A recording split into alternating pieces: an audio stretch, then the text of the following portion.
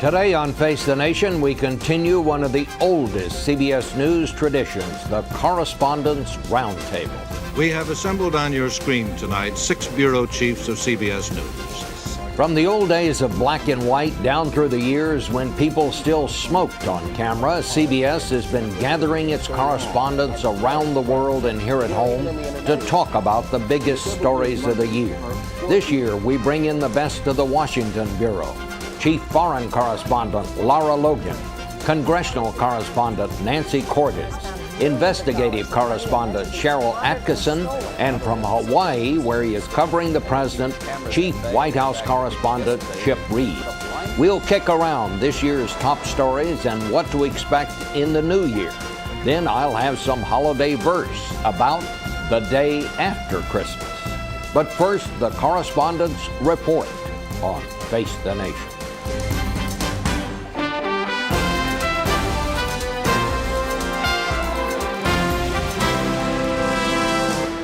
Face the Nation with CBS News Chief Washington Correspondent Bob Schieffer.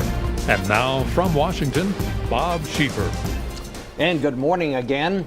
Well, we had hoped this morning that our national security correspondent, David Martin, would be with us. But of all things, David had a kidney stone last night. But as they say in the Bible, all things have passed. And David is feeling much better right now than he did about 6 hours ago. So we wish him the best. Hope to see him in the new year. You might notice one thing in those tapes of the old Correspondents' Roundtable. There were no women in any of those roundtables, as far as I could see from way back when. This morning, of course, all of that has changed. So, Reid, you're out there in Hawaii this morning. You and I are outnumbered, so why don't I start out with you? Let's talk about the president. He's on vacation, and I would guess in a much better humor than even he thought he would be 2 or 3 weeks ago, because he finally got some stuff done during the lame duck Congress. What do you think are going to be the president's priorities in the year to come? Well, Bob, I think that they see this very successful lame duck period as basically a template or a blueprint of what's to come. The president will compromise when necessary or when he thinks it's politically to his advantage, but he is also going to fight very hard for things he deeply believes in, for example, as he did on Don't Ask, Don't Tell, and as he promised to do on immigration reform.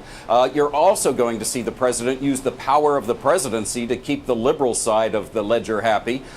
We just found out this weekend, number one, that a new Medicare regulation basically says that they're going to have what the Republicans decried as death penalties, end-of-life counseling, and there's not much the Republicans can do about that. And also the administration is going to set aside tens of millions of acres for possible wilderness designation, reversing a Bush administration policy. So there's a lot the president can do down the road that the Republican Congress won't be able to do anything to stop him.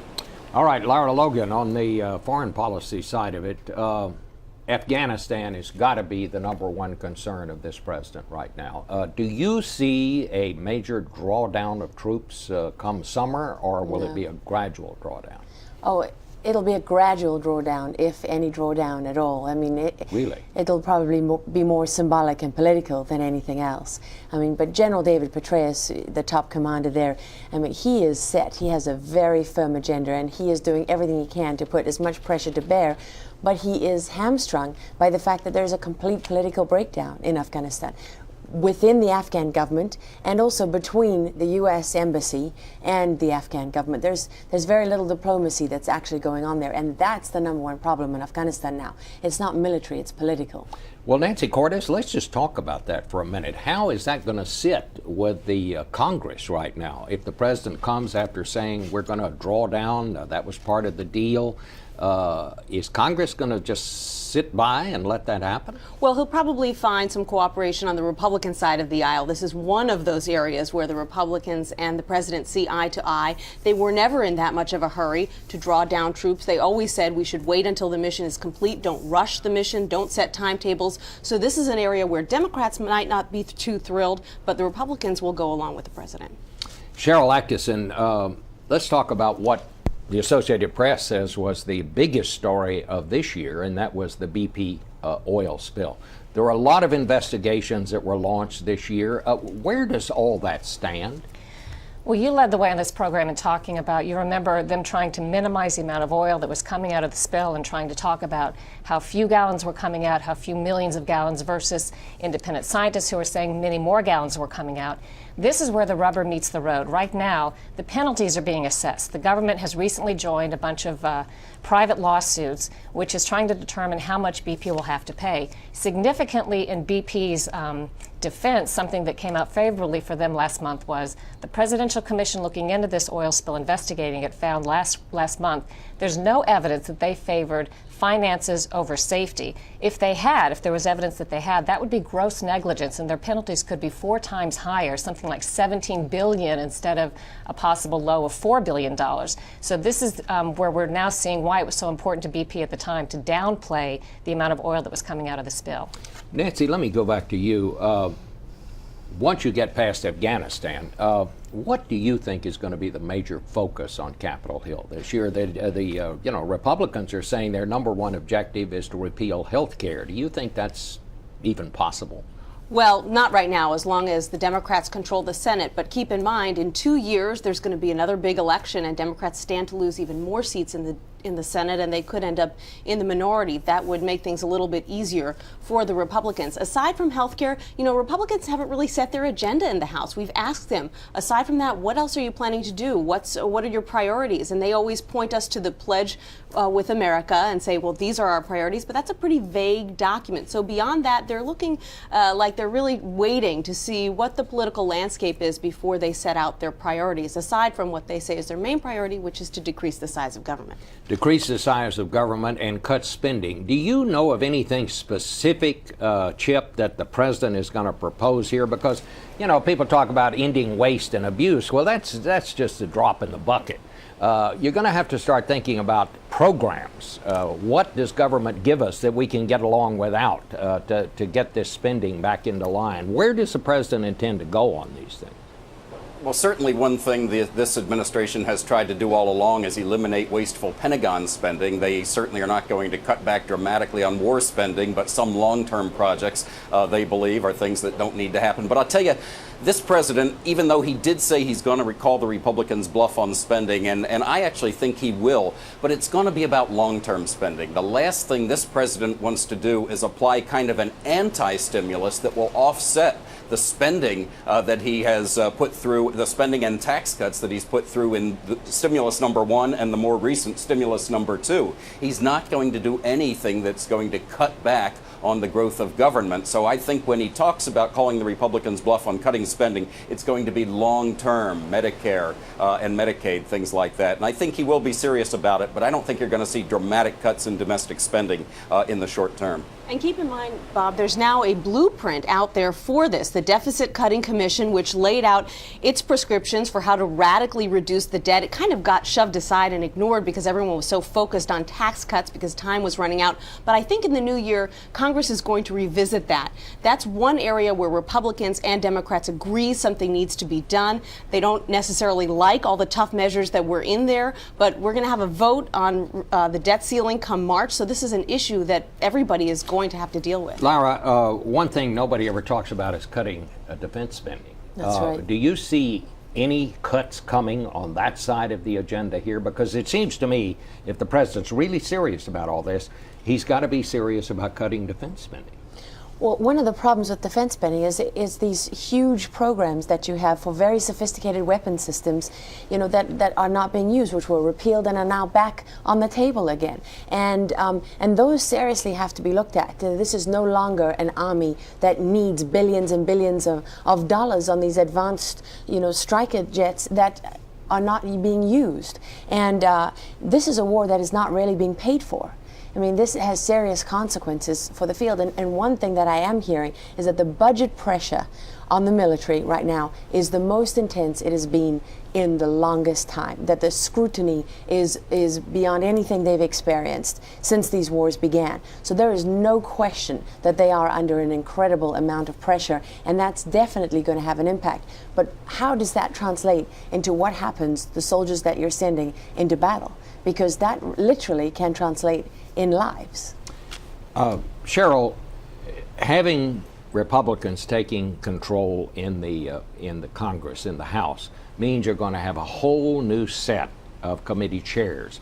Are we going to see a lot of investigations launched, because those chairs will have subpoena power now, and they'll be in a different party than the president? Right. So do you see anything significant happening there? I do. I mean, as they say, to the victor go the spoils, and I don't know if people understand what a significant power shift it is when the chair people of these committees, these very important, powerful committees, turn over from Democrat to Republican or vice versa. For example, the committee that does government oversight will now be chaired by Republican Issa, who has made it clear he's going to go after the FDA. It's something he's wanted to do for years, but as the Republican minority member, he's been requesting hearings from the Democrat chairman, and all of his requests have been denied. That's typical. You know, whoever's in power gets to decide what the hearings are about. So now he's going to set the agenda, and he feels like the FDA is a top priority, looking into how the salmonella egg scandal and some problems with Johnson & Johnson and product recalls that happened very quietly, some say shouldn't have. He wants to bring some of that to light, try to do a little more oversight in different areas. So you'll definitely see a shift in the targets and focus on Capitol Hill and House I think side. Darrell Issa is the name we all better write down, because he is the chairman of that, maybe the chief investigatory committee in the Congress, and I think we'll be hearing a lot from him. I want to take a break right here for 1 minute. We'll come back and talk about who has the hardest job and will have the hardest job next year. Will it be the president, or will it be John Boehner, or will it be Mitch McConnell? Back in a second.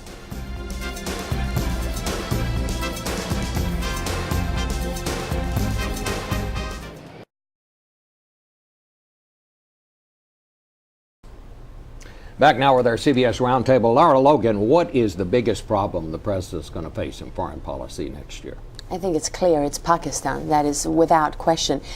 Somehow the United States has allowed Pakistan to dictate the terms of what's going on over there. They denied they had the Taliban in their country. Now they're saying, if you want to negotiate with the top Taliban guys, you got to go through us. Pakistan wants to control what happens in Afghanistan. And the U.S. foreign policy there seems to be dictated by a somewhat irrational fear of Pakistan's breakup. There's this tiny country that because it has, Osama bin Laden and nuclear weapons, is able to occupy a place of equality on the world stage with the U.S. and other superpowers. And the U.S. cannot solve Afghanistan without dealing with Pakistan. The president keeps saying that. Every administration says that, but they don't really take the action that's needed to change what is happening on the ground in that region. And that is without question going to be the biggest problem that he has to deal with. Chip Reid out in Hawaii, we keep hearing the president's going to shake up the team for next year. What's that amount to?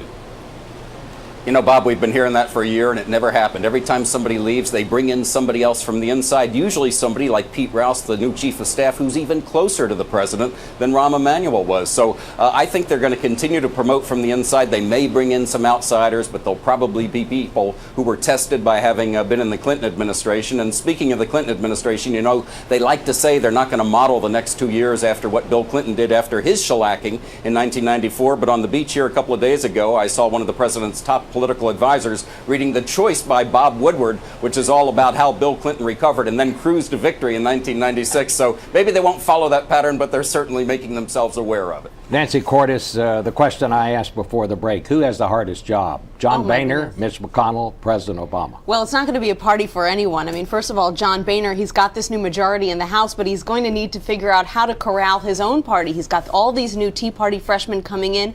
The Congress thrives on rules. The Tea Partiers ran on changing the rules. And most of all, Mitch McConnell and Reid and John Boehner are all going to have to figure out how to work together. This is the first time that the Senate and the House will be run by different parties since 2004. People are a little bit out of practice. Sharyl Attkisson, again, we see money entering into the system like we've never seen it before. The Washington Post this morning, in a front page story, points out that during the very week when the Congress was working out the regulations to police Wall Street, the members of the Joint Committee working that out received $480,000 in campaign contributions. Do you see this letting up at all? Will there be any serious work done to try to rein in this campaign spending? There may be work done on it, but for now it has worked for the members of Congress. Despite the criticism that they take, they haven't stopped this practice. I want to point out that what the Washington Post reported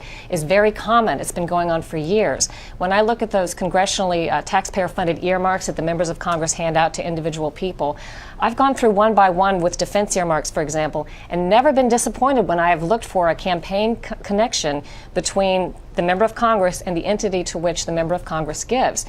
They claim it doesn't influence their decision making on votes and on earmarks, but it really looks bad. And watchdog groups have pointed out increasingly that something should be done. But as long as it pays for them, this is how they raise a lot of their money. I don't think that's going to change. Chip, do you see the president making any effort to try to tighten up the campaign laws? Because I have to be frank, my guess, I think the whole thing is just totally out of control, and I think it's worse than ever, and I think the next campaign is going to cost more than the last campaign. I think the floodgates are open. I think they are, and I think there's very little anybody can do about it right now, certainly in this political environment. But I think what the president will do is continue for his presidential campaign to raise those huge amounts of dollars from very small contributors, and that will be, put him in a position where he can say, well, at least I'm doing what the law wanted us to do, raising most of the money from small-time givers, and he will contrast that to what the Republicans are doing. But you're not saying he doesn't get some big contributions as well? Oh, he certainly will get some big contributions, too, but they won't be talking much about that. You know, you just cannot run a political campaign these days without going out and spending a huge amount of your time campaigning for money, and a lot of that is going to be from very well-heeled contributors. And keep in mind, even the president's credibility on this issue is a little bit shaky, because he initially said when he was running for office that he was going to stick with the public financing, and in the end he realized he could raise so much more money if he went out on his own, and he did. What's the since you mentioned Pakistan and we're talking about Osama bin Laden a while ago, Lara, are we any closer to knowing where he is or capturing him? No closer to capturing him, but we've known for years that he's inside Pakistan, and if Pakistan's leaders would deal with that, then then maybe the Osama bin Laden story would finally come to an end. There are a number of al-Qaeda leaders and Taliban leaders inside Pakistan, and the real question to the government of Pakistan is, why aren't you delivering these guys? Do you know that recently I learned that not only does the U.S. know where these people are inside Pakistan, there are whole neighborhoods of Taliban in the Pakistani city of Quetta, for example, but we have information right down to their phone numbers.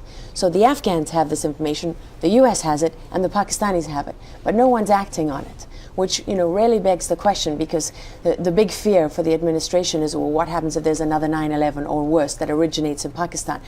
Somehow the intelligence agencies are clinging to this idea that the Pakistanis will get that information and they'll be able to warn us. It's not going to happen. I mean, it's a pipe dream. You have to deal with the reality, which is that the vast majority of terrorist leaders that threaten the United States today are located inside Pakistan, and the U.S. is failing to deal with that. All right, I want to stop and have plenty of time here, because here's where I'm going to put all of you on the line here. I want to get your predictions of what you think is going to happen next year. And I must say, this panel's record is very good. It was 100%. The correspondents who were on our end of the year show last year, 100% of their predictions came true. Our legal correspondent, Jan Crawford, I should say, won kind of a trifecta. She predicted that Justice Stevens would retire, that Elena Kagan would be confirmed as his replacement, and that Alabama would win the National Football Championship. The only person who had a wrong prediction was the moderator. I thought TCU would win the Fiesta Bowl, and for some strange reason they didn't, but I'm going to double down, and for my prediction, I'm going to say they are going to beat Wisconsin in the Rose Bowl this year. So, Chip Reid, what's your prediction? Well, Bob, the Phillies will win the World Series with their blockbuster lineup. And on a much more important note, I think Joe Biden is to some degree going to win the battle over Afghanistan. He said recently that in July the president will announce something more than a token withdrawal. I think he's right. Nancy. I predict that after an initial rough patch, Democrats and Republicans in Congress are going to work together better than anyone expects, and that the debt is going to be the issue that brings them together. I think after an initial patch of cooperation between Congress, they will be further divided than ever, and in 2011, drawing battle lines for 2012. All right. Lara. I predict that come the fighting season in Afghanistan, whatever fragile gains have been made recently in the surge will be reversed. And I suspect that Chip could be right for different reasons. Not that a big drawdown will happen, but absolutely that Joe Biden's strategy might in the end win the day, because the Democrats are desperate to get out of Afghanistan and seem to be willing to do so at any cost, even though the president may not necessarily agree with that. All right. Well, I'll be back in a minute with a kind of a special end of the year commentary. Back to you.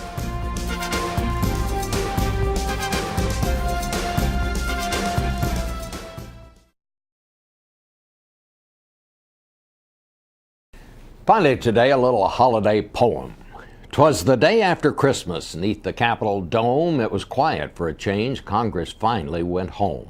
They stayed longer than usual and actually found, not a lot to be sure, but some common ground. The Tea Party hollered, Sarah Palin went huntin'. The left wing cried foul, said she didn't know nothin'. POTUS and FLOTUS were gone with the breeze. To Hawaii they went, why not if they please? With no stories, reporters adjourned to the bars. The newscasting subs sat in for the stars. I was just sleepy, needed rest for my brain, and what happened next I still can't explain. In my dreaming I saw on the Capitol lawn a man cracking a whip by first light of dawn. He was trying to herd some wacky reindeer, running every which way, first there and then here. His face was bright orange, a suntan Hall of Famer. I knew in a flash it must be John Boehner. He hollered, cajoled, oh how he did plead, but the deer wouldn't listen, each wanted to lead. Stop, Cantor, quiet, Bachman, sit down, Mr. Pence. Line up like a team, please don't jump the fence. You're feeling your oats and already feel cozy. But so did that lady named Nancy Pelosi. She reached for the sky and wound up in the soup. So these days she's herding a much smaller group. Her reindeer still snort that it wasn't their fault. Whatever it was, they were brought to a halt. As that scene faded out, Boehner lit up a smoke. Then I could see Waikiki, and this is no joke. POTUS was out running hard in the tropical sand. Birth certificate clutched real tight in his hand. Can't be too careful, he told his wife's mother. Arizona police may be here undercover. It's been a tough year, a difficult trip. Then wouldn't you know, I busted my lip. My own party against me? Will that be my fate? Or can old Clinton teach me to triangulate? My dream got confusing. I really was torn. The old bull still fought, locking horn against horn. The way they were acting, it was sure easy enough to see no good thing coming from this kind of stuff. Then I thought of this year, and for all the bad talk, how before it was over, the lame duck did walk. The START treaty was finally beginning to gel. Taxes stayed even. We can ask and yes, tell. That's why I can close this holiday letter with Happy New Year to all. It's bound to get better. Back in a minute.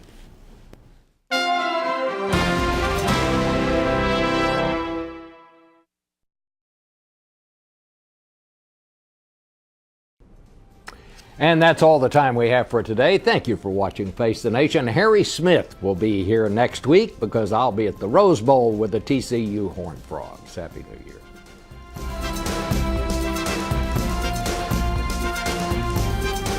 This broadcast was produced by CBS News, which is solely responsible for the selection of today's guests and topics. It originated in Washington, D.C.